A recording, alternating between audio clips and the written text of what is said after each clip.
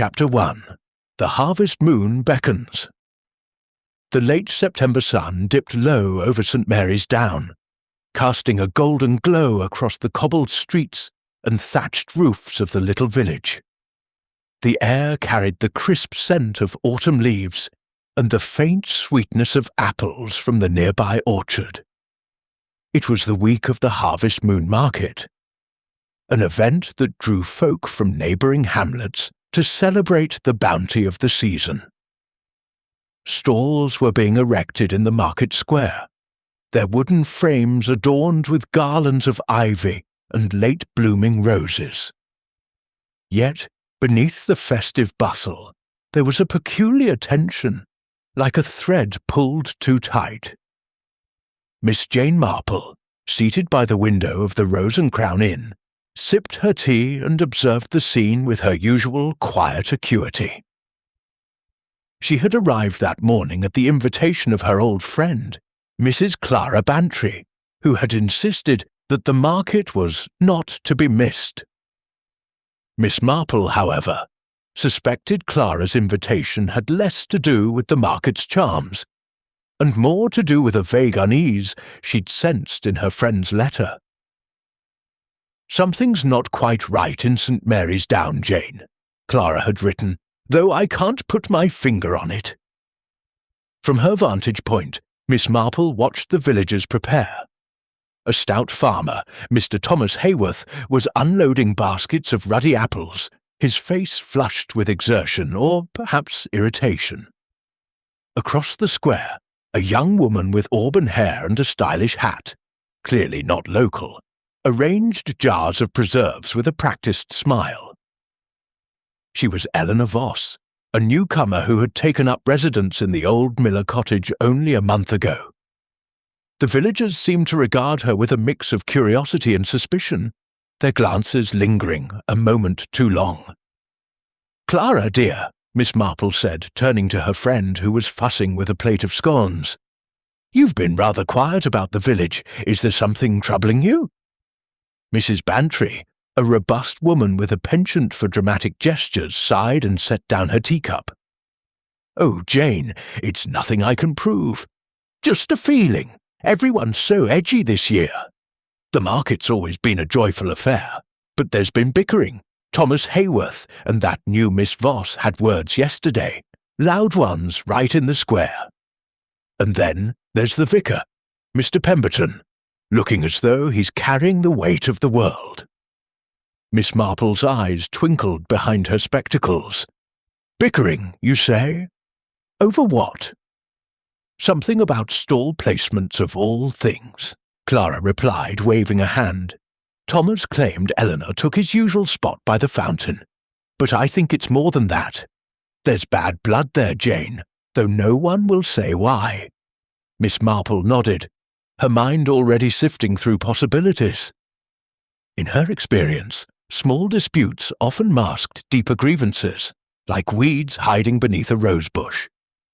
She glanced out the window again, noting how Thomas Hayworth's son, young William, hovered near Eleanor's stall, his face a mix of admiration and nervousness. The boy couldn't have been more than 18, and his interest in the glamorous Miss Voss was plain to see. "Tell me about Miss Voss," Miss Marple said, her tone gentle but probing. Clara leaned forward, her voice dropping to a conspiratorial whisper. "She's a bit of a mystery, Jane. Turned up out of nowhere, claiming she wanted a quiet country life. But she's got city ways, dresses too fine for a village like ours, and there's talk she's got money, though no one knows where from. Some say she's running from something or someone." Miss Marple's lips curved into a faint smile. "People always talk, don't they? But talk can be useful if one knows how to listen." The inn door swung open, admitting a gust of cool air, and Mrs. Agnes Potter, the baker's wife, her cheeks rosy from the wind. "Mrs. Bantry, Miss Marple," she called, bustling over. "Have you seen the market yet? It's shaping up to be a fine one, though I dare say we could do without all the squabbling." "Squabbling?" Miss Marple echoed, her voice mild as she invited Mrs. Potter to join them. "Oh, yes," Mrs. Potter said, settling into a chair with a huff. "Thomas Hayworth's been at it again, shouting about fairness and tradition. And that Miss Voss, cool as you please, told him he ought to mind his own apples and leave her be. The nerve! Mind you, I don't trust her. Too many secrets in those pretty eyes." Miss Marple sipped her tea, her mind cataloguing every word. The Harvest Moon Market was indeed a charming affair, but she sensed something darker lurking beneath its surface, a shadow that the full moon, rising tonight, might well illuminate. As the afternoon faded into dusk, the market square glowed with lanterns, and the first strains of a fiddle drifted through the air. Miss Marple, bundled in her shawl, stepped outside with Clara to join the festivities. The moon hung low, heavy and golden, casting its light over the stalls. But as she watched the villagers laugh and barter, Miss Marple couldn't shake the feeling that St. Mary's Down was holding its breath, waiting for something or someone to break the fragile peace. Before we move on, Detective, where in the world are you solving mysteries with us? Drop your location in the comments. And if you're craving more twisted tales, hit subscribe. Tomorrow's case file gets even darker. Stay sharp. Chapter 2. The Stall of Secrets. The market square of St. Mary's Down buzzed with life as the Harvest Moon Market officially opened. Stalls brimmed with golden loaves, jars of honey, and woven baskets of late summer vegetables, while children darted through the crowd, clutching toffee apples. The air was thick with the scents of cinnamon and wood smoke, and a small band played a lively tune near the fountain. Yet Miss Marple, strolling arm in arm with Mrs. Bantry, noted the undercurrents of discord rippling beneath the merriment. Her keen eyes settled on Eleanor Voss's stall, positioned prominently by the fountain. The newcomer's display was impeccable. Rows of preserves in gleaming jars, labelled in elegant script, and a small vase of wildflowers, adding a touch of charm. Eleanor herself, in a tailored green coat that stood out against the villagers' plainer attire, was chatting with a customer, her smile bright but guarded. Miss Marple observed how some villagers gave her stall a wide berth, their whispers trailing behind them like autumn leaves. "Clara, let's have a closer look at Miss Voss's preserves," Miss Marple suggested, her tone as innocent as a Sunday hymn. Mrs. Bantry raised an eyebrow but followed, sensing her friend's curiosity. As they approached, they overheard a sharp exchange near the adjacent stall, where Thomas Hayworth was stacking his apples with a scowl. His broad shoulders tensed as he caught sight of Eleanor, and he muttered something to his son William, who was polishing apples with a cloth, his gaze flicking nervously toward Eleanor's stall. "Good morning, Mr. Hayworth," Miss Marple called, pausing by his stall. "Your apples look splendid this year." Thomas turned, his ruddy face softening slightly at the sight of the elderly lady. "Thank you, Miss Marple. Been a good season, despite some folks thinking they can waltz in and take what's not theirs." His eyes darted toward Eleanor, who was now handing a jar of plum jam to a hesitant Mrs. Potter. "Oh, come now, Thomas," Mrs. Bantry said, her tone teasing but firm. "It's only a stall placement. There's room enough for everyone." "Is it?" Thomas snapped, his voice low but sharp. "That fountain spot's been mine for 20 years. Brings the best custom. She knew it too, but went behind my back to the market committee. City tricks, that's what they are." Miss Marple tilted her head, her expression one of polite interest. "Miss Voss does seem to have a knack for drawing attention. Have you spoken with her about it?" "Tried to," Thomas grumbled, tossing an apple into a basket with more force than necessary.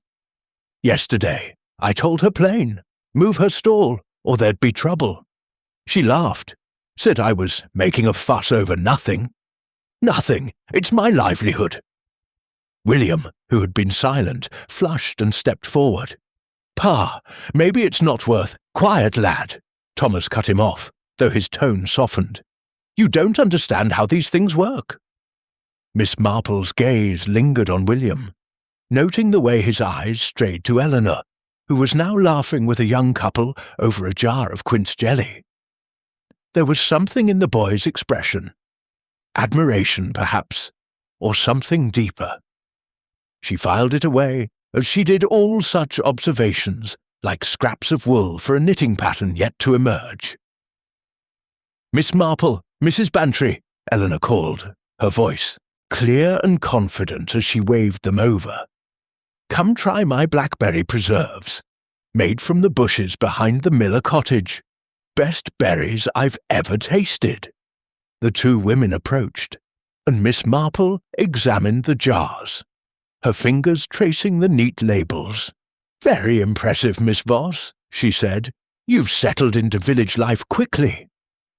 Eleanor's smile didn't waver, but her eyes sharpened. "I try to make the best of things, Miss Marple. A new start, you know. Though not everyone's keen on newcomers, are they?"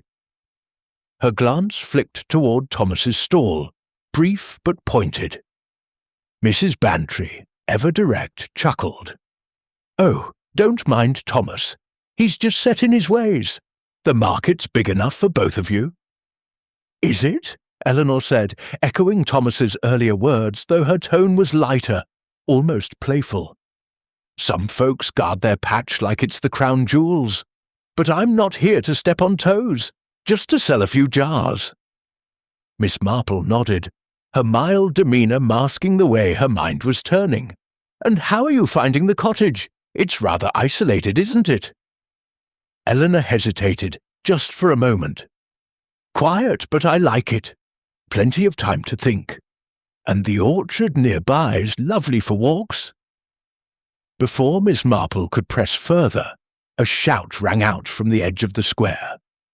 Mrs. Potter, clutching a basket, was arguing with Mr. Pemberton, the vicar, her voice carrying over the crowd. "It's not right, I tell you. Someone's been meddling with the church donations box again." Miss Marple exchanged a glance with Mrs. Bantry. "Meddling, you say?" she murmured, her curiosity piqued. As the crowd turned to watch the commotion, Eleanor busied herself rearranging her jars, her face unreadable. Across the square, Thomas Hayworth's scowl deepened, and William's eyes followed Eleanor, a shadow of worry crossing his young face. The harvest moon hung higher now, its light casting long shadows across the cobbles. Miss Marple felt that familiar prickle of intuition, the sense that the market's festive surface was but a thin veneer over secrets waiting to be uncovered. Chapter 3. A Scream in the Night. The harvest moon hung full and luminous over St. Mary's Down. Bathing the market square in a silvery glow, the evening's festivities had reached their peak, with villagers dancing to the fiddle's tune, and lanterns swaying in the gentle breeze.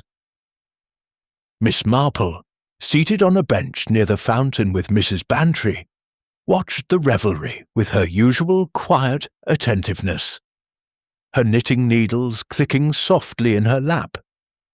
The air was alive with laughter, but she couldn't shake the sense of unease that had settled over her since the morning's heated exchanges. "Jane, you're awfully quiet," Mrs. Bantry remarked, fanning herself with a programme from the market. "Not tired already, are you?" Miss Marple smiled faintly. "Not at all, Clara. I'm merely observing. Villages like St. Mary's Down are like my old lace shawl. Lovely on the surface, but you must look closely to see the threads that hold it together." Mrs. Bantry chuckled, but her reply was cut short by a piercing scream that shattered the night's merriment. The music faltered, and the crowd froze, heads turning toward the shadowed edge of the square near the old oak tree. Miss Marple's needles stilled, her eyes narrowing as she scanned the scene. "It came from over there," she said, rising with surprising agility for a woman of her years. Mrs. Bantry followed, her curiosity outweighing her alarm, as they joined the villagers hurrying toward the source of the cry. Beneath the oak a small knot of people had gathered, their faces pale in the moonlight. Mrs. Agnes Potter stood trembling, her hands clutching her shawl, as she pointed to a crumpled figure on the ground. It's Mr. Hayworth," she stammered. Oh heavens, he's dead!" Miss Marple stepped forward, her calm demeanour steadying the crowd. Thomas Hayworth lay sprawled on the grass, his eyes wide and unseeing, a dark stain spreading across his tweed jacket. A heavy iron lantern, its glass shattered, lay beside him, the base stained with what could only be blood. The sight was grim, but Miss Marple's gaze was already moving, taking in the details. The scuffed earth, the angle of the body, the curious absence of footprints in the dew-damp grass. "Goodness, Jane," Mrs. Bantry whispered, gripping her friend's arm. "Who could have done this?" "Patience, Clara," Miss Marple murmured, her voice low. "We mustn't jump to conclusions, but I suspect Mr. Hayworth's disagreement over stall placements was not as trivial as it seemed." The village constable, Mr. Dobbs, pushed through the crowd, his face flushed with the weight of responsibility. "Step back, everyone! Step back!" he barked, kneeling beside the body. "No one touch anything until the doctor arrives." Miss Marple's eyes flickered to the onlookers. Eleanor Voss stood at the edge of the group, her face pale but composed, her hands clasped tightly in front of her. Young William Hayworth, Thomas's son, was being restrained by the vicar, Mr. Pemberton, his face a mask of shock and grief. "Pa!" he choked out, struggling against the vicar's grip. "Who did this? Who?" Mrs. Potter, still shaking, turned to Miss Marple. "I saw him earlier, arguing again with that Miss Voss. She was at her stall, cool as you like, while he was shouting about fairness. And now, this!" Eleanor's head snapped up, her eyes flashing. "Are you accusing me, Mrs. Potter? I was at my stall all evening, selling preserves. Dozens of people saw me." "Indeed," Miss Marple said softly, her tone disarming. "And yet, Miss Voss, you were near the fountain, not far from this very spot, were you not?" Eleanor's lips tightened, but she nodded. "I was. But I didn't leave my stall after dusk. Ask anyone." Miss Marple made no reply, her gaze drifting to the lantern. It was one of many hung around the square, but this one had been wrenched from its post, the rope frayed as though cut. She noted the way the crowd shifted, some whispering, others staring at Eleanor with suspicion. William, meanwhile, had collapsed to his knees, sobbing, as Mr. Pemberton murmured words of comfort. "Clara," Miss Marple said quietly, "do you recall what time the music started this evening?" Mrs. Bantry blinked, caught off guard. "Why, around 7, I think. Why?" Miss Marple didn't answer directly, but her eyes gleamed with purpose. "A lantern doesn't fall on its own, and a man like Thomas Hayworth doesn't make enemies over nothing. We shall need to listen carefully to what the village has to say." As Constable Dobbs cordoned off the area and the doctor arrived, Miss Marple stepped back, her mind already weaving together the threads of the evening, the scream, the lantern, the simmering grudges. The harvest moon cast its cold light over the square, illuminating secrets that St. Mary's Down could no longer hide. Chapter 4. Whispers of the Past. The morning after Thomas Hayworth's murder, St. Mary's Down was cloaked in a heavy mist, as if the village itself were mourning. The market square, so vibrant the previous night, stood eerily quiet, the stalls draped with canvas to shield them from the damp. Miss Marple, wrapped in her shawl, sat in the vicarage parlour, where Mrs. Bantry had insisted they take tea with the vicar, Mr. Pemberton, and his wife, Emily. The room was warm, the fire crackling, but the atmosphere was thick with unspoken questions. "Such a dreadful business," Emily Pemberton said, pouring tea with a trembling hand. "Poor Thomas! Who could do such a thing?" "Indeed," Miss Marple replied, her voice gentle as she accepted a cup. "It's often the case that a tragedy like this stirs up old memories. People talk, and in their talk we find answers." Mr. Pemberton, a thin man with a perpetually worried expression, shifted uncomfortably in his chair. "I'm not sure there's much to be gained from gossip, Miss Marple. The village is upset, naturally, but we must trust Constable Dobbs to handle matters." Miss Marple's eyes twinkled behind her spectacles. "Oh, I quite agree, Mr. Pemberton. But in a small place like St. Mary's Down, gossip is like the church bell. It rings loudest when something's amiss. Tell me, what do you know of Mr. Hayworth's history with the village?" Mrs. Bantry, never one to resist a chance to share news, leaned forward. "Thomas was a pillar here, Jane. His family's farmed the land for generations. But he wasn't always easy to get along with, stubborn as an ox, and he held grudges. Why, I remember years ago, he fell out with old Mr. Miller over a land boundary, nearly came to blows."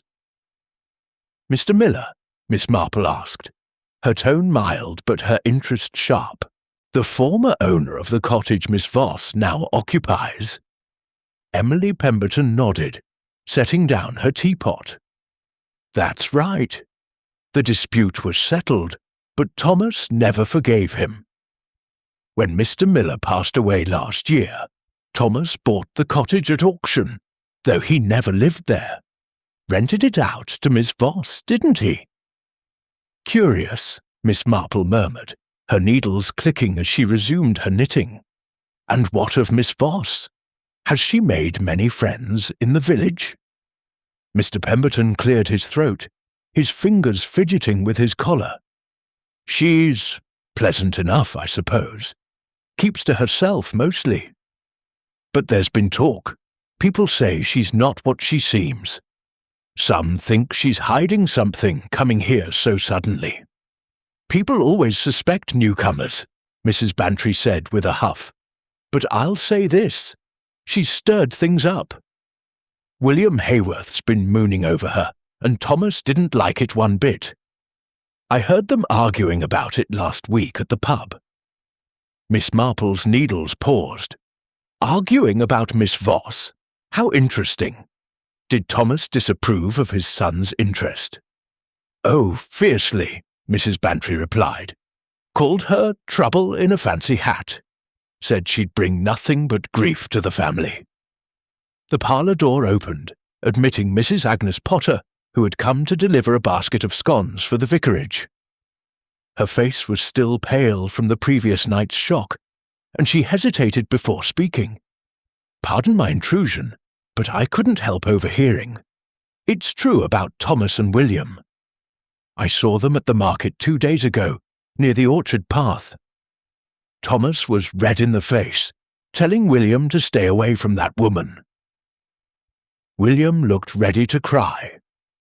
Miss Marple tilted her head, her expression one of gentle curiosity. "And did you happen to see Miss Voss nearby, Mrs. Potter?" The baker's wife flushed. "Well, no, not then. But she was at her stall later, bold as brass, smiling at everyone. I don't trust her, Miss Marple. There's something off about her. And that lantern, why, it was one of the heavy ones from the market posts. It didn't just fall on Thomas by accident." "Indeed not," Miss Marple said softly, her mind turning over the details. "A heavy lantern, a cut rope, a man with enemies." She glanced at Mr. Pemberton, who was staring into his teacup as though it held the answers to the universe. "Mr. Pemberton, you were near the oak tree last night, comforting young William. Did you notice anything unusual before the scream?" The vicar's eyes widened, and he hesitated, his fingers tightening on the cup. I was busy with the children's games earlier. I didn't see much. Just the usual market noise. People laughing, the band playing. I only went to the oak when I heard Mrs. Potter scream." Miss Marple nodded, her smile encouraging but her gaze sharp. "Of course, but sometimes even the smallest detail can be significant. A face in the crowd, perhaps, or a shadow moving where it shouldn't." Mr. Pemberton looked away, his discomfort palpable. Emily quickly interjected, "Oh, Miss Marple, you make it sound like one of those detective stories. Surely it's just a terrible accident, or a moment of passion." "Passion, perhaps," Miss Marple said, her voice soft but firm. "But murder is rarely an accident, and in my experience, the past has a way of catching up with the present." As the tea grew cold, Miss Marple's thoughts wove together the threads of the village's history. Old grudges, a disputed cottage, a young man's infatuation, and a newcomer who seemed to unsettle everyone. The mist outside was lifting, but the shadows in St. Mary's Down were only growing darker. Chapter 5. The Baker's Confession. The mist had cleared by midday, leaving St. Mary's Down bathed in pale sunlight. The market square remained subdued, with villagers whispering in small clusters and casting wary glances at the cordoned-off area near the oak tree. Miss Marple, undeterred by the sombre mood, had decided to visit the village bakery, where Mrs. Potter and her husband George were known for their crusty loaves, and, more importantly, their knack for hearing every scrap of village gossip. The bell above the bakery door jingled as Miss Marple entered, her knitting bag tucked under her arm. The shop was warm, smelling of yeast and cinnamon, but George Potter, kneading dough behind the counter, looked anything but at ease. His hands trembled slightly, and his eyes darted to the door as if expecting unwelcome visitors.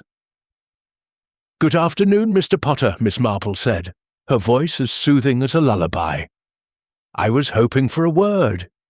Your wife mentioned you were at the market last night, near the fountain, when poor Mr. Hayworth met his end."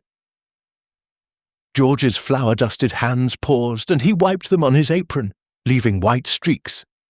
I was there, Miss Marple," he said, his voice low and strained. "Terrible thing.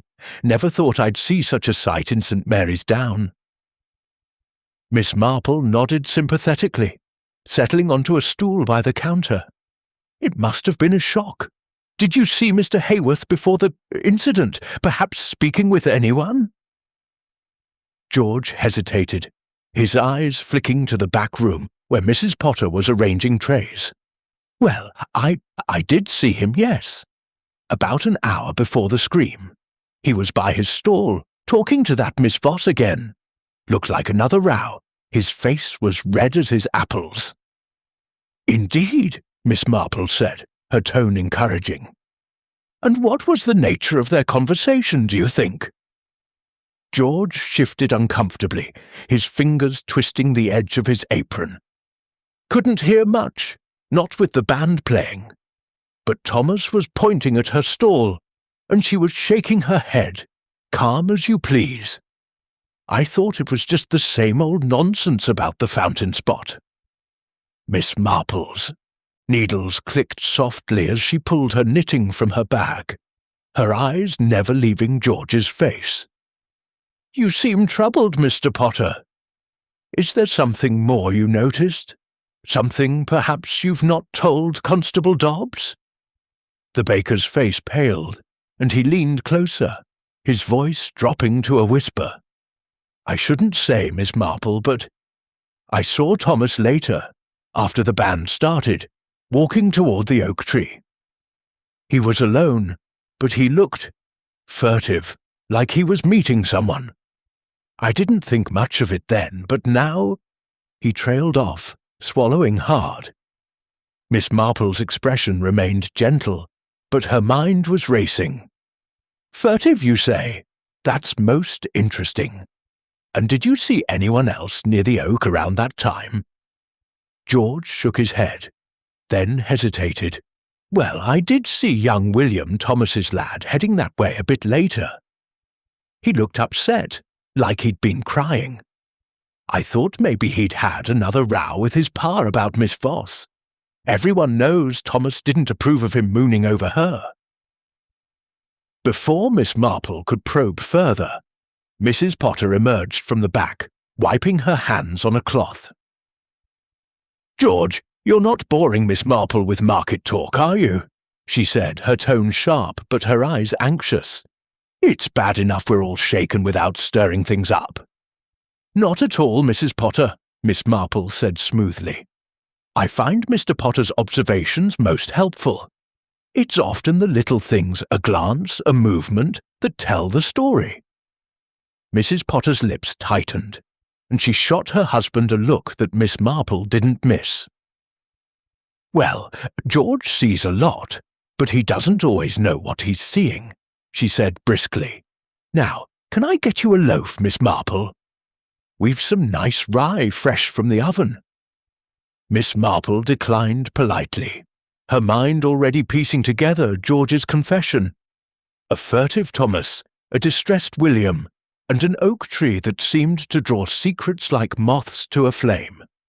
As she left the bakery, the bell jingling behind her, she glanced toward the market square, where Eleanor Voss was quietly packing her stall, her movements precise, but her face unreadable. "Clara," Miss Marple said, rejoining Mrs. Bantry outside, "I think we must keep an eye on Mr. Potter. He knows more than he's saying, and I suspect his wife knows it too." Mrs. Bantry's eyes widened. "Jane, you don't think George had anything to do with it, do you? He's as mild as his bread." "Perhaps," Miss Marple said, her smile enigmatic. "But in my experience, even the mildest souls can surprise you when pushed too far. And something tells me Thomas Hayworth pushed quite a few people in St. Mary's Down."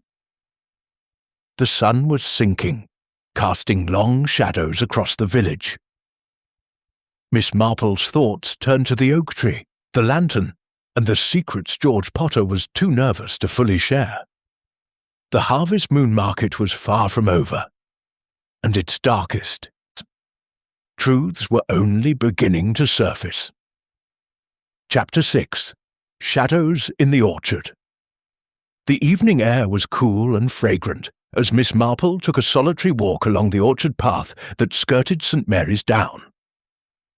The market had closed early out of respect for Thomas Hayworth's death, and the village felt hushed, as if holding its breath. Miss Marple, however, found the quiet conducive to thought, her sensible shoes crunching softly on the fallen leaves, as she pondered George Potter's nervous confession and the web of tensions weaving through the village. The orchard, just beyond the Miller cottage where Eleanor Voss now lived, was a tangle of gnarled apple trees, their branches heavy with fruit. The harvest moon, still nearly full, cast dappled light through the leaves, creating shifting shadows that seemed to dance with secrets. Miss Marple had chosen this path deliberately, recalling Eleanor's mention of it as a favourite spot for walks. There was something about the newcomer that intrigued her, not just her city polish or the village's suspicion, but the way she seemed to be at the heart of every whispered grudge. As she rounded a bend, Miss Marple paused, her sharp ears catching a faint rustle ahead. She stepped quietly behind a tree, her small figure blending into the shadows. Two voices, low and urgent, reached her through the still night. "You shouldn't be here," a woman's voice said, sharp but controlled. It was Eleanor Voss, unmistakable despite the darkness. "If anyone sees us, It'll only make things worse." "I don't care," a younger voice replied, trembling with emotion. Miss Marple recognized it as William Hayworth's. "Pa's gone, and I need to know, did you have anything to do with it?" Eleanor's laugh was short, almost bitter. "William, don't be absurd. I argued with your father, yes, but I didn't kill him. Why would I? Over a market stall? You know me better than that." "Do I?" William's voice cracked. "Pa said you were trouble, said you were hiding things. I defended you, but now I don't know what to think." Miss Marple peered cautiously around the tree, her eyes adjusting to the moonlight. Eleanor stood with her arms crossed, her face pale but composed, while William paced, his hands clenched into fists. The boy's grief was raw, his suspicion warring with something softer, affection perhaps, or longing. "William," Eleanor said, her tone softening, "I'm sorry about your father." "Truly, but you mustn't let gossip poison you. People here don't trust me because I'm new, that's all. I came to St. Mary's Down for a fresh start, not to stir up trouble." "Then why won't you tell me anything?" William pressed, stepping closer. "About where you came from, why you're here. Pa said he knew something about you, something you didn't want getting out." Eleanor's posture stiffened, and for a moment Miss Marple thought she saw a flicker of fear in the young woman's eyes. "Your father was mistaken," she said coolly. "He saw shadows where there were none. Go home, William. You need rest, not more questions." William hesitated, then turned abruptly, his footsteps heavy as he disappeared down the path toward the village. Eleanor stood motionless, staring after him, her hands tightening on her shawl. Miss Marple waited until she was certain William was gone before stepping out, her approach as soft as a cat's. "Good evening, Miss Voss," she said, her voice mild but startling in the quiet. Eleanor spun around, her hand flying to her chest. "Miss Marple," she gasped, "I didn't see you there. Were you listening?" "Only by chance," Miss Marple said, her smile disarming.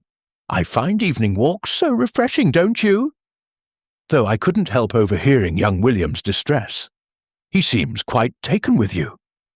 Eleanor's expression hardened, but she recovered quickly. "He's a sweet boy, but he's grieving. He doesn't know what he's saying. I'm sorry for him, but I've done nothing wrong."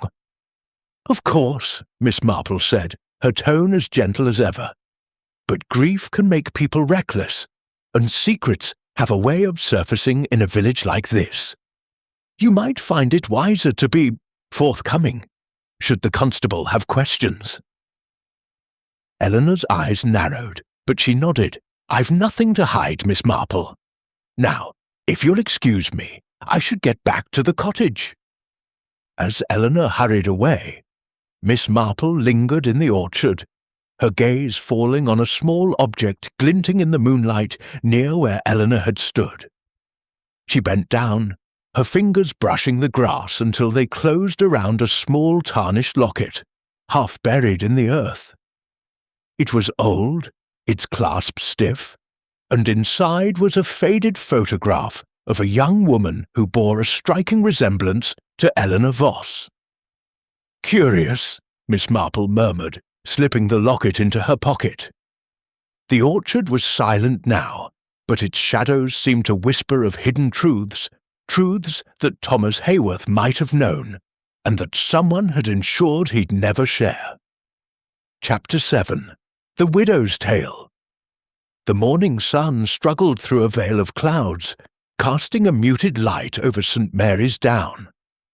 Miss Marple, her knitting bag in hand, made her way to the Hayworth farmhouse, a sturdy stone building on the village's edge, surrounded by fields of stubble from the recent harvest.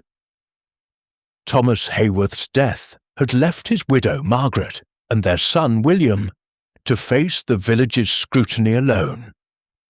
Miss Marple, ever sensitive to the nuances of grief, hoped a visit might yield more than condolences. Margaret Hayworth greeted her at the door, her face pale and drawn, her eyes red from crying. She was a stout woman in her late 40s, her hands rough from years of farm work, but there was a quiet dignity in her posture. "Miss Marple," she said, her voice hoarse, "it's kind of you to come. Please, come in." The farmhouse parlour was modest but cosy, with a fire crackling in the hearth and a worn rug underfoot. Miss Marple settled into a chair, her needles clicking softly as Margaret poured tea with unsteady hands. William was absent, likely tending to chores, and the silence between the two women felt heavy with unspoken sorrow. "I'm so sorry for your loss, Mrs. Hayworth," Miss Marple began, her tone gentle. "Thomas was clearly a man who left his mark on the village." Margaret nodded, her lips trembling. "He was stubborn sometimes too much for his own good, but he loved this land. He'd never have harmed anyone, Miss Marple. I can't understand why." Her voice broke, and she dabbed her eyes with a handkerchief. Miss Marple leaned forward, her expression one of quiet sympathy. "It's a terrible thing to lose someone so suddenly. I wonder, did Thomas mention anything troubling him lately? Perhaps something about the market or certain people?" Margaret hesitated, her fingers twisting the handkerchief. "He was upset about that Miss Voss, if that's what you mean. Kept saying she was trouble, that she'd no right to that stall by the fountain. But it wasn't just that. Thomas was secretive these last few weeks. He'd go off at odd hours, muttering about setting things right. I thought it was just his temper, but now I wonder." Miss Marple's needles paused, her eyes keen behind her spectacles. "Setting things right? Did he say what he meant by that?" Margaret shook her head, then paused, as if remembering something. "There was one thing. About a week ago, he came home late, all worked up, said he'd found something in the Miller cottage, something that proved Miss Voss wasn't who she claimed. He wouldn't tell me more, but he kept a box in his study, locked tight. Said it was important." Miss Marple's interest sharpened, though her expression remained mild. "A box, you say? Might it still be in the study?" Margaret nodded, rising. "I'll show you. I haven't had the heart to touch his things." The study was a small, cluttered room, its desk piled with ledgers and seed catalogues. Margaret pointed to a wooden box, no larger than a cigar case, secured with a small brass lock. "That's it," she said. "He was particular about it, wouldn't let anyone near." Miss Marple examined the box, noting its worn edges and the faint scratches around the lock, as if someone had tried to pry it open. "Curious," she murmured. "Mrs. Hayworth, would you mind if I took a closer look later? Perhaps with the constable's permission? It might hold a clue to what troubled Thomas." Margaret agreed, though her eyes were wary. "If it helps find who did this, you're welcome to it. But there's something else, Miss Marple. Thomas's mother's locket. It's been missing since the market started. He always kept it in his pocket, said it brought him luck. I looked for it after, but it wasn't on him." Miss Marple's thoughts flickered to the tarnished locket she'd found in the orchard, now tucked safely in her bag. She said nothing of it, instead offering a reassuring smile. "That's most helpful, Mrs. Hayworth. Sometimes the smallest things, a locket, a word, can unlock a great mystery." As she left the farmhouse, Miss Marple's mind was alight with possibilities. A locked box, a missing locket, and Thomas's cryptic talk of setting things right pointed to a secret he'd uncovered, one that may have led to his death. The orchard locket, with its photograph resembling Eleanor Voss, was a thread she couldn't yet place. But she felt it was tied to the heart of the matter. Outside, the clouds parted, and the sun cast long shadows across the fields. Miss Marple glanced toward the Miller cottage in the distance, where Eleanor Voss lived, and then back at the village, where whispers of suspicion were growing louder. The Harvest Moon Market was drawing to its close, but the truth, Miss Marple knew, was only beginning to emerge. Chapter 8.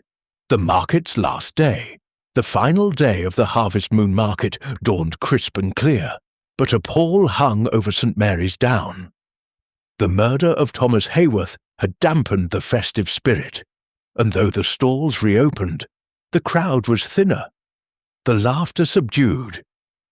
Miss Marple, strolling through the market square with Mrs. Bantry, noted the wary glances exchanged among the villagers, as if each suspected the other of hiding a deadly secret.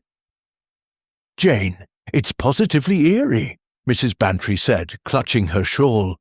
"Everyone's on edge, and I swear I saw Mrs. Potter whispering to the grocer about Eleanor Voss again.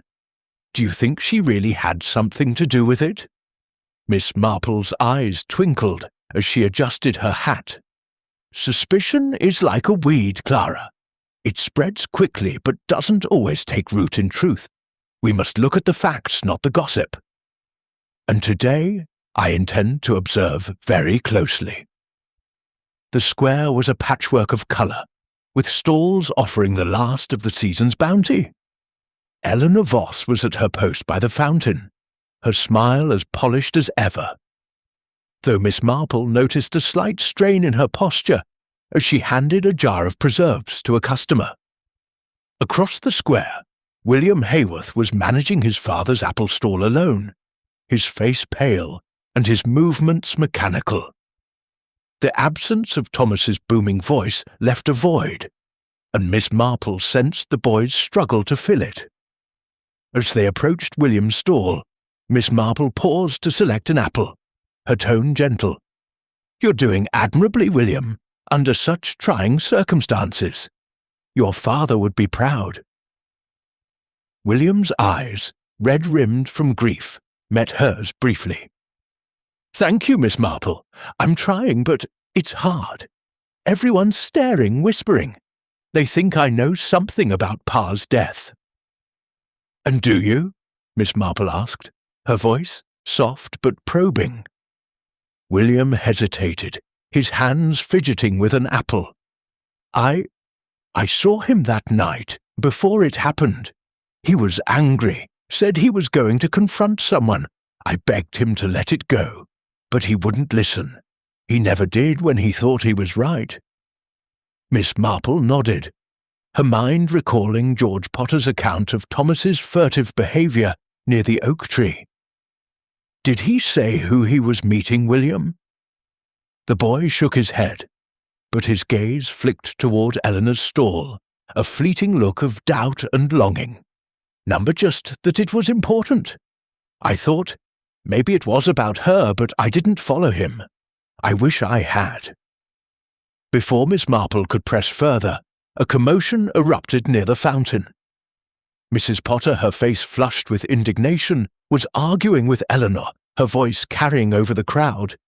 "You've no shame, Miss Voss, selling your wares as if nothing's happened, when we all know you and Thomas were at odds." Eleanor's eyes flashed, but her voice remained steady. "Mrs. Potter, I've told you, I had nothing to do with Thomas's death. If you've something to say, take it to the constable, not the market square." The crowd murmured, and Miss Marple noted how quickly the accusation spread, like ripples in a pond.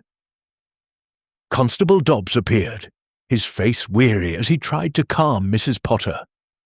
Now, let's have no more of this. We're investigating, and we'll get to the truth." Miss Marple, standing quietly to the side, observed the scene with keen interest. She noticed Mr. Pemberton, the vicar, lingering near the church gate, his expression troubled as he watched the argument.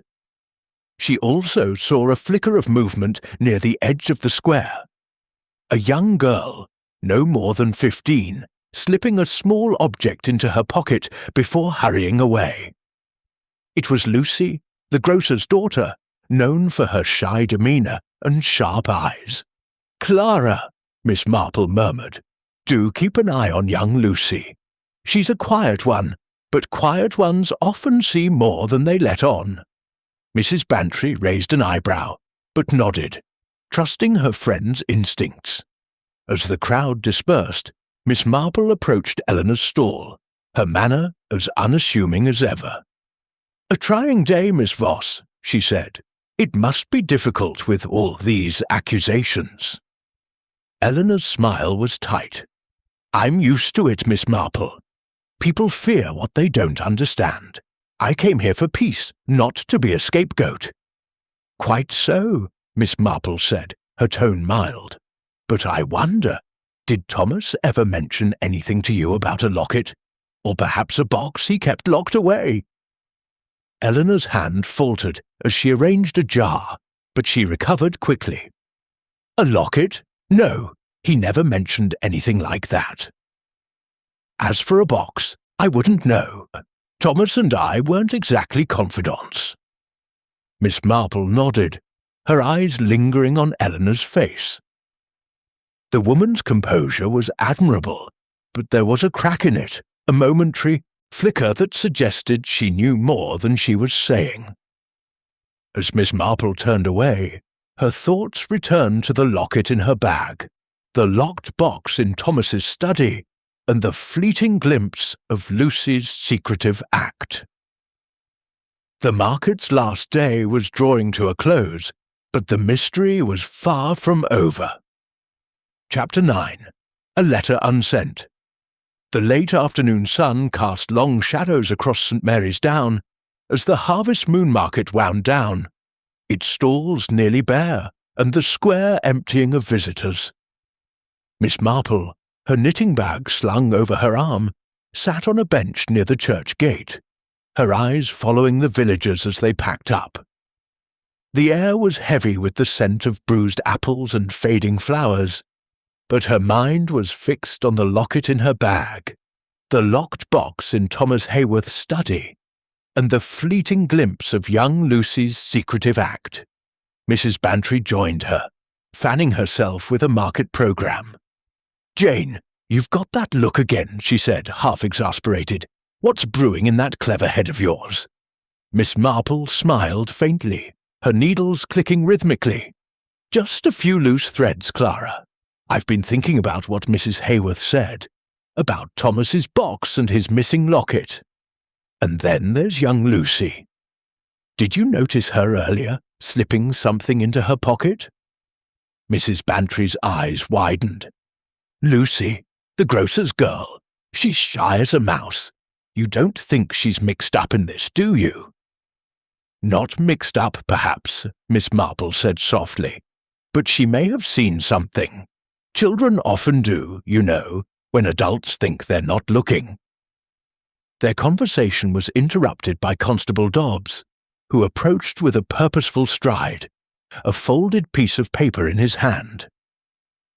"Miss Marple, Mrs. Bantry," he said, tipping his hat. "I thought you'd want to know. We found something in Thomas Hayworth's coat pocket when we examined it. A letter, half-written, addressed to the vicar." Miss Marple's interest sharpened, though her expression remained mild. "A letter to Mr. Pemberton? May I see it, Constable?" Dobbs hesitated, then handed it over. "It's not official evidence yet, but you've a way of seeing things we miss. Just don't spread it about."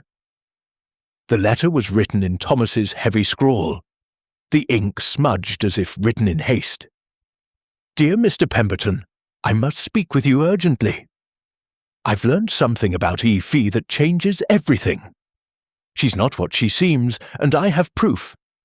Meet me by the oak tree at 9 tonight. It's a matter of honour, and I won't rest until it's settled." The letter ended abruptly, unsigned, as if Thomas had been interrupted before finishing. Miss Marple's eyes lingered on the initials EV, clearly Eleanor Voss, and the mention of proof most intriguing, she murmured, handing the letter back. This suggests Thomas was about to reveal something significant. Did you find anything else? Constable? Perhaps in his study? Dobbs shook his head. We looked, but Mrs. Hayworth mentioned a locked box.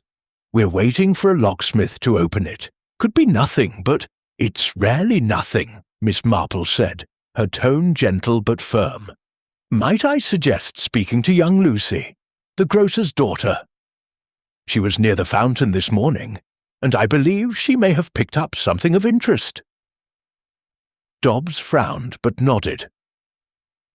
I'll have a word with her. Thank you, Miss Marple. As the constable walked away, Mrs. Bantry leaned in. Jane, you're like a bloodhound. Do you think this letter points to Eleanor? It sounds like Thomas was on to her.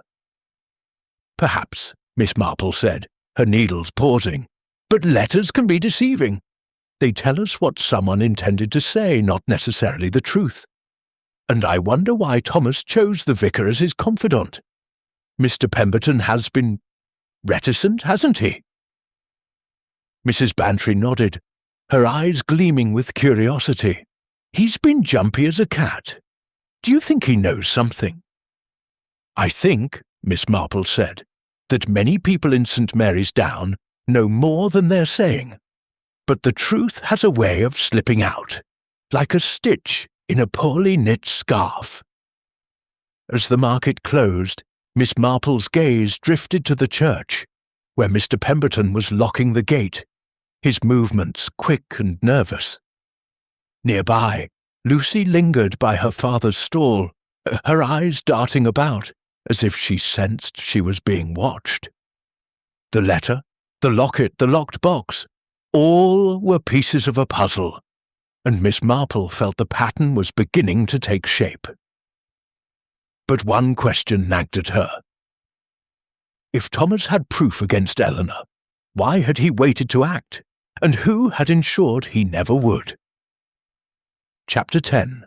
The Vicar's Dilemma. The evening sky over St. Mary's Down was streaked with crimson as Miss Marple made her way to the vicarage, her steps measured but purposeful. The harvest moon market had ended, leaving the village square empty, save for a few scattered leaves and the lingering weight of Thomas Hayworth's murder.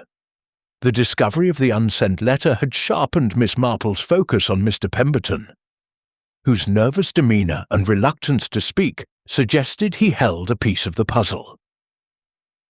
Mrs. Bantry, ever eager to be involved, accompanied her, though she grumbled softly. Jane, I don't see why we're bothering the vicar again. He's already said he didn't see anything that night. Miss Marple's eyes twinkled as she adjusted her shawl. People often say less than they know, Clara, especially when they're afraid. Mr. Pemberton is a man of conscience, and consciences can be heavy burdens. They were welcomed into the vicarage parlour by Emily Pemberton, who looked as anxious as her husband. Mr. Pemberton sat by the fire, his hands clasped tightly, his face pale under the lamplight. Miss Marple, Mrs. Bantry, he said, rising stiffly, to what do I owe this visit? Miss Marple settled into a chair, her knitting needles clicking softly as she spoke. I won't keep you long, Mr. Pemberton. I understand Constable Dobbs showed you a letter found in Thomas Hayworth's pocket, addressed to you. It seems Thomas wished to discuss something urgent, something about Miss Voss. The vicar's hands twitched, and he glanced at his wife, who busied herself with the tea tray. Yes, the constable mentioned it, he said, his voice strained. But I never received the letter. I had no idea Thomas wanted to meet me. Miss Marple nodded, her expression mild. Of course, but I couldn't help noticing you've seemed troubled since the market began. Perhaps Thomas spoke to you before, about Miss Voss or other matters. Mr. Pemberton's eyes darted to the window as if seeking escape. Thomas was a parishioner. Naturally, we spoke often. He was upset about the market stall dispute, but I tried to stay neutral. I'm a man of peace, Miss Marple. Quite so, Miss Marple said, her tone gentle but probing. Yet Thomas wrote of proof about Miss Voss. Did he ever hint at what he'd discovered? Perhaps something from the past, connected to the Miller cottage? Emily Pemberton dropped a teaspoon, the clatter loud in the quiet room. Really, Miss Marple, she said, her voice sharp. You make it sound as if we're hiding something.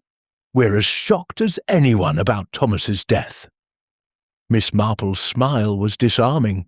I'm sure you are, Mrs. Pemberton, but in my experience, villages like St. Mary's Down hold many secrets, and vicars often hear more than most. Mr. Pemberton, did Thomas ever mention a locket or a locked box? The vicar's face paled further, and he hesitated, his fingers twisting together. A locket? No, he never mentioned it. As for a box, I know nothing of it, but— He paused, his voice dropping to a whisper. Thomas did come to me a week ago in confidence. He said he'd found something in the Miller cottage, papers he called them, that suggested Miss Voss wasn't who she claimed. He wouldn't say more, only that he was seeking justice. Miss Marple's needles paused, her eyes keen. Justice, you say? And did he ask you to do anything with this information? Mr. Pemberton shook his head, but his discomfort was palpable. He asked me to pray for him, to guide him in doing what was right. I told him to take it to the authorities, but he said he needed proof first. I thought he'd let it go. Mrs. Bantry leaned forward, unable to contain herself. And you didn't think to tell Constable Dobbs this? Good heavens, man, it might have saved Thomas. The vicar flinched, his voice barely audible. I swore to keep his confidence. I didn't know it would come to this. I thought it was just another of Thomas's grudges. Miss Marple nodded, her mind cataloguing the vicar's words. You did what you thought best, Mr. Pemberton. But secrets like seeds have a way of sprouting when least expected. Thank you for your candour. As they left the vicarage, Mrs. Bantry huffed. Jane, he's holding something back. I'd wager my best hat on it. Did you see how he squirmed? Indeed, Miss Marple said, her gaze drifting toward the Miller cottage in the distance. Mr. Pemberton is caught in a dilemma. Loyalty to a dead man's confidence, or the truth that might save others. But those papers Thomas found, they may hold the key to why he died. The crimson sky had deepened to dusk, and the village felt quieter than ever. Miss Marple's thoughts turned to the locked box, the locket with Eleanor's likeness, and the vicar's halting confession. The threads of the mystery were tightening, but the final pattern remained just out of reach. Chapter 11. The Harvest Moon's Truth. The moon hung low over St. Mary's Down, its silver light bathing the market square in a ghostly glow. The stalls were gone, the festivities a memory, but Miss Marple had requested a gathering in the square that evening, with Constable Dobbs's reluctant approval. She stood near the fountain, her shawl drawn tight against the chill as the villagers assembled. Eleanor Voss, William Hayworth, Mr. and Mrs. Pemberton, the Potters and young Lucy, clutching her father's hand. Mrs. Bantry stood beside her, her eyes bright with anticipation. Thank you all for coming, Miss Marple began, her voice clear and steady despite her frail appearance. A terrible crime has shaken St. Mary's Down, and I believe the truth lies among us, hidden in the shadows of the harvest moon. Constable Dobbs, standing to one side, shifted uneasily. Miss Marple, I hope this isn't some theatrical nonsense. We're still waiting on the locksmith for that box. Miss Marple's eyes twinkled. Patience, Constable. The box will confirm what I suspect, but first, let us unravel the threads. She turned to the crowd. her gaze sweeping over their tense faces. Thomas Hayworth's death was no accident. The lantern that struck him was deliberately cut from its post, and his own letter suggests he was meeting someone by the oak tree, a meeting that cost him his life. Eleanor Voss stepped forward, her chin high. "If you're implying I had anything to do with it, Miss Marple, I've already told you. I was at my stall all evening." "Indeed," Miss Marple said, her tone mild. "But Thomas believed you were hiding something, Miss Voss.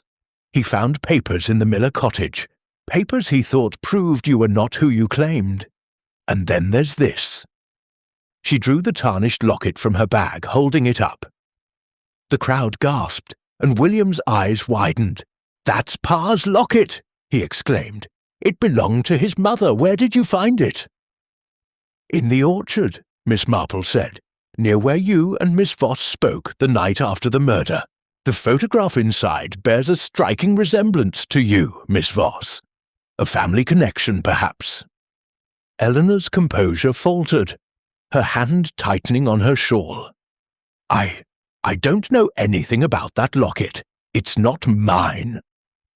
Miss Marple nodded, turning to Mr. Pemberton. "Vicar, you told me Thomas sought your guidance about papers he found. I believe those papers revealed Miss Voss's true identity, perhaps as a relative of the Miller family, with a claim to the cottage Thomas bought at auction, a claim he disputed fiercely." Mr. Pemberton's face crumpled. "I swore not to tell. But yes, Thomas said he'd found a will, hidden in the cottage.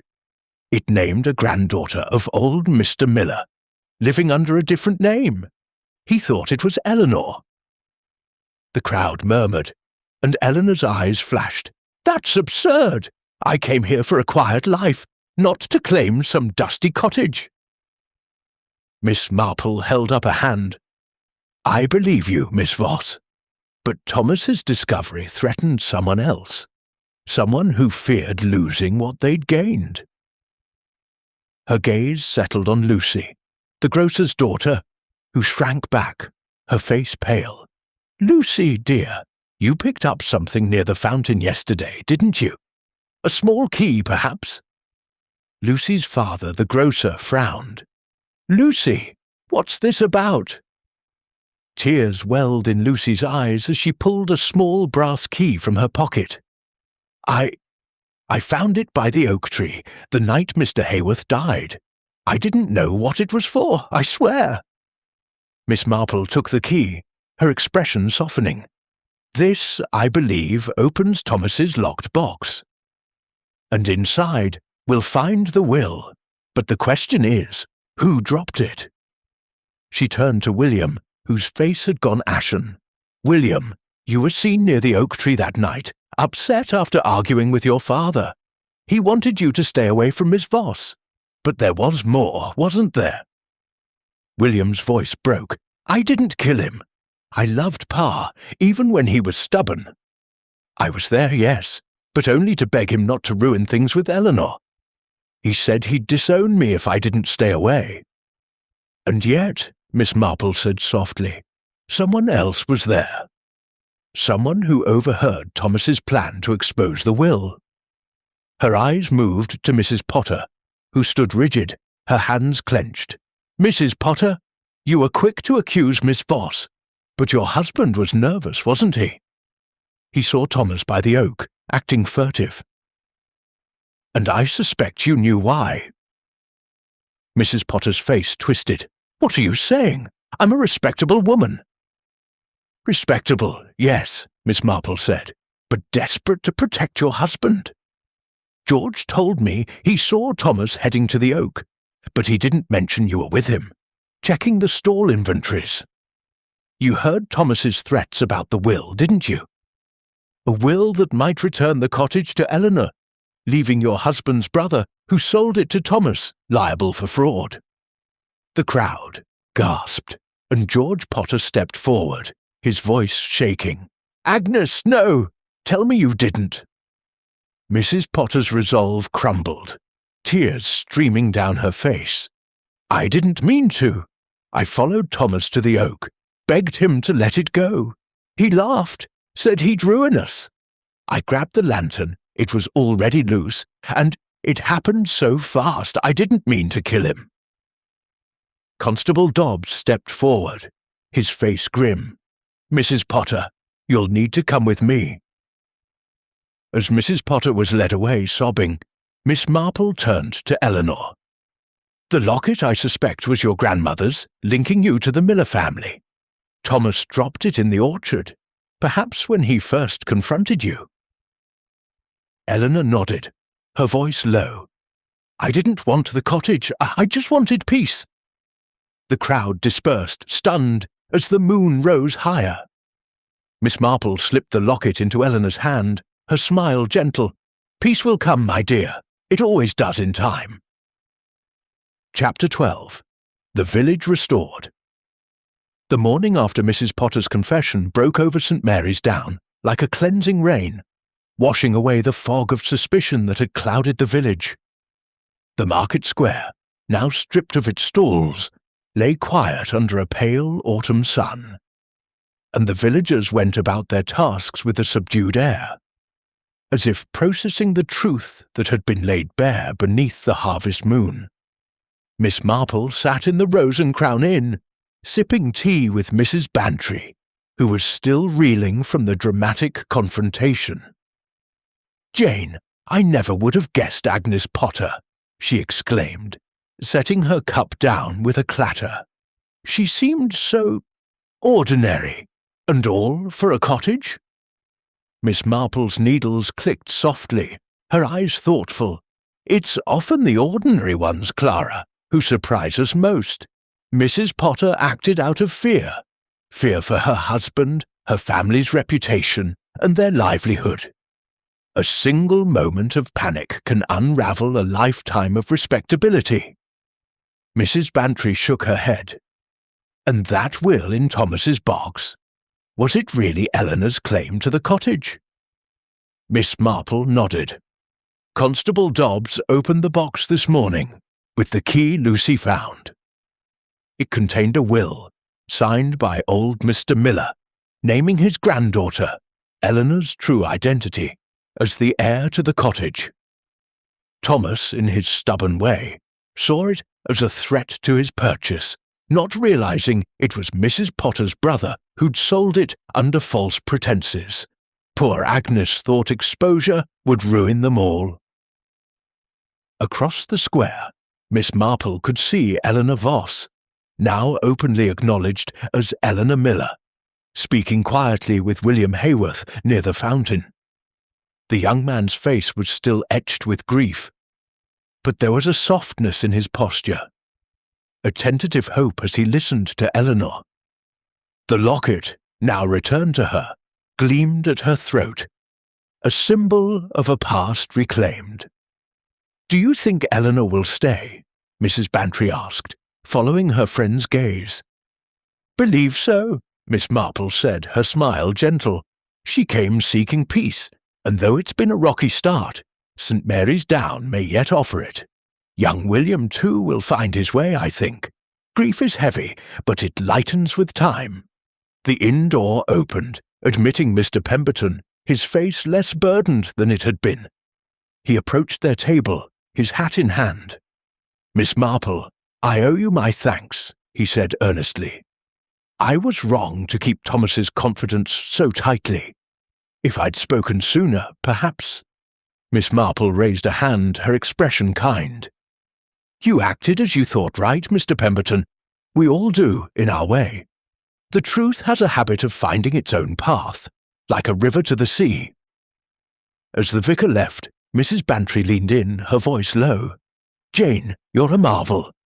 How did you know it was Agnes? I was so sure it was Eleanor, or even William in a fit of rage." Miss Marple's eyes twinkled. "It was the locket, Clara, and the key. They told a story of carelessness. Thomas dropped the locket in his agitation, and Mrs. Potter dropped the key in her haste. But it was her quickness to accuse Eleanor, and George's nervousness that pointed the way. People reveal themselves, you see, in the little things they do."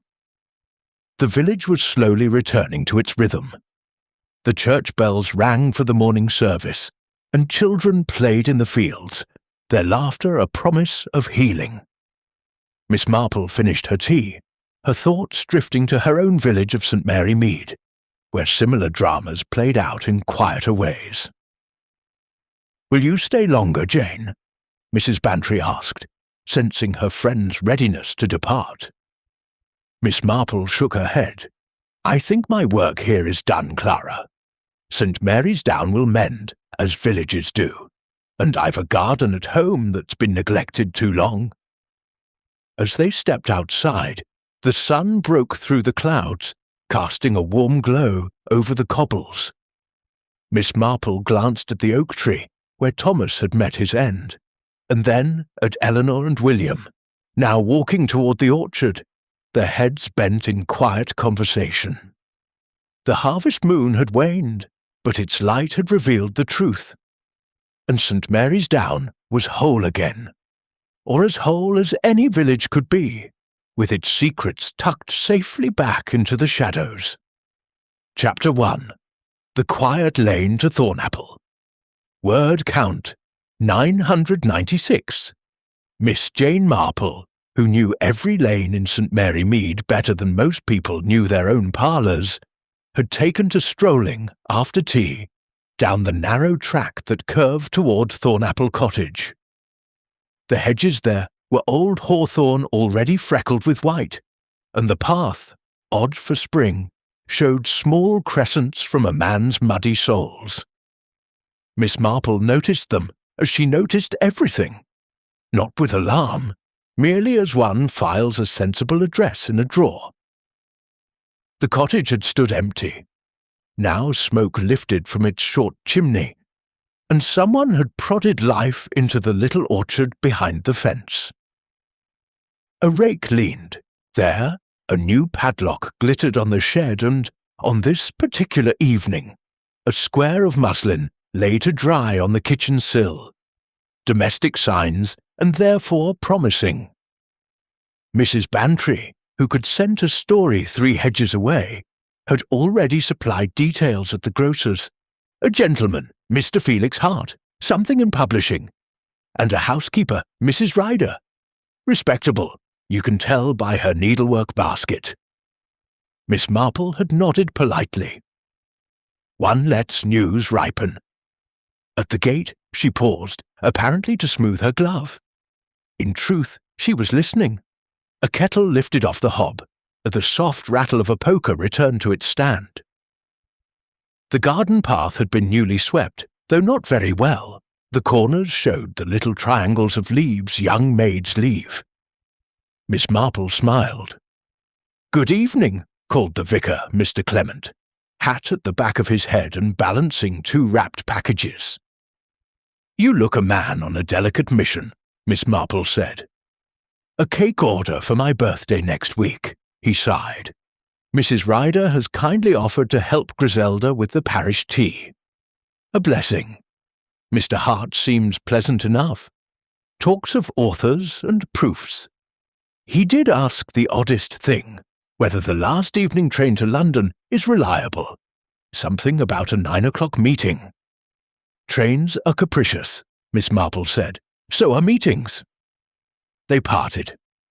Miss Marple went 2 steps and stopped. A letter lay just beyond the threshold, face down, the way letters do when they slip from a careless hand. She lifted it and set it on the doorstep.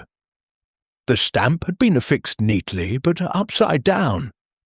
Such small inversions often meant nothing at all.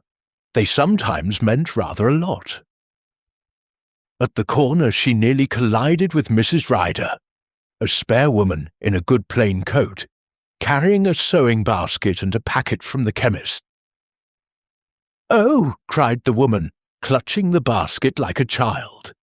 "No harm done," said Miss Marple, noting fine linen, pearl-headed pins, a half-finished monogram, and oddly, a loop of thin twine more suited to the shed than the parlour. "Such nimble hands you must have. Embroidery demands a calm mind." Mrs. Ryder's smile came and went. Mr. Hart is particular. Initials on everything. It keeps me occupied." "And keeps the world respectable," Miss Marple said. "You will find St. Mary Mead pleasantly dull." "I should like dullness," Mrs. Ryder murmured, lowering her voice. "Between ourselves, we have come for the quiet." It was not quite true, Miss Marple thought, noting the new repair on a coat cuff and the way the woman's eyes moved, not fearfully, exactly, but as if counting exits. She smelled faintly of pears, not fruit, more the ghost of fruit from a cupboard shelf. That night, knitting by the window, Miss Marple considered Thornapple Cottage. Tragedies arrive at cottages by ordinary roads. A little money, a little pride, a letter that comes late or not at all. She thought of the small, mudded prints, close together for a man's stride, and of Mr. Hart inquiring about trains when he had plainly not yet unpacked his London hat. The village produced its usual flutter. Mrs. Bantry reported that Mr. Hart had visited the photographers. "He was tearing the corner off a portrait," she said, triumphant. "People are the very devil with photographs." "Sometimes," Miss Marple replied, "people do practical things that look peculiar." She did not add that she had once trimmed a photograph to fit a frame and thereby removed the boots of a fiancé who did not remain one. 2 days later, Griselda Clement convened a small committee for the birthday tea. Mrs. Ryder came with a list in a neat, careful hand, measured butter on the scale, and stirred batter with a look of learned docility. Yet her attention strayed toward the window, where the lane curved out of sight.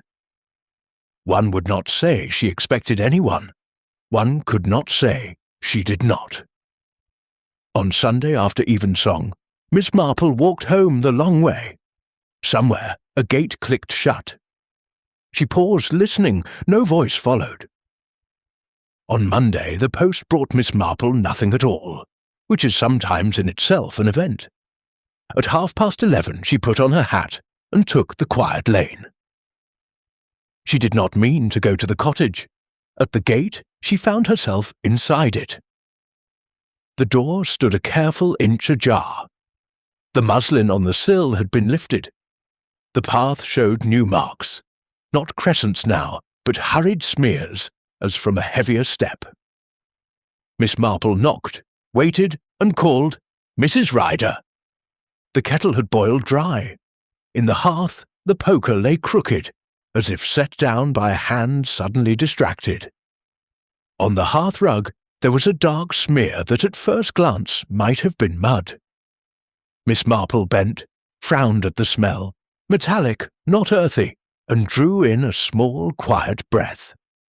She straightened and looked round the neat, ordinary room. The basket with its monogrammed linen, the packet from the chemist unopened, a single pear set carefully on a plate as if for later. On the table lay a photograph with one corner missing. She stood very still. The quiet lane to Thornapple had ended where such lanes often do, at the threshold of a small tragedy.